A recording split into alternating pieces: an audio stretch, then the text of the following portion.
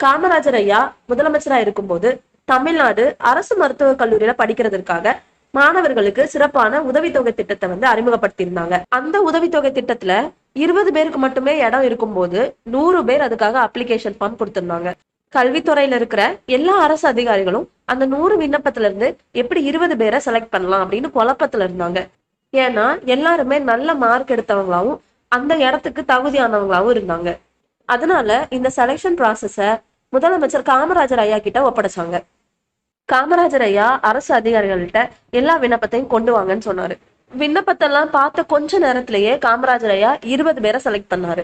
எல்லாருக்கும் ஒரே குழப்பமா இருந்தது. இவர் சும்மா ரேண்டமா செலக்ட் பண்ணிருப்பாரு அப்படின்னு நினைச்சிட்டு இருந்தாங்க. அவர் சொன்ன சூப்பரான பதில் என்ன அப்படின்னா, நான் இப்பதான் விண்ணப்பத்துல இருக்கிற பெற்றோரின் கையொப்பம் அப்படிங்கிற இடத்த பார்த்தேன்.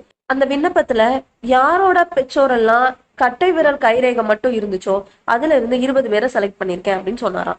ஏன்னா படிப்பறிவு இல்லாத பெற்றோரோட மகன் இல்லைன்னா மகள் தான் அவங்களோட குடும்பத்துல முதல் தலைமுறை பட்டதாரி அப்படிங்கிறதுனால அவங்களுக்கு தான் இந்த இடம் கரெக்டா இருக்கும் அப்படின்னு சொன்னாராம். பாத்தீங்களா, நம்ம தமிழ்நாடு மக்களும் நம்மளும் காமராஜர் ஐயாவை படிக்காத மேதை அப்படின்னு சொல்றது எவ்வளவு சரியா இருக்குன்னு.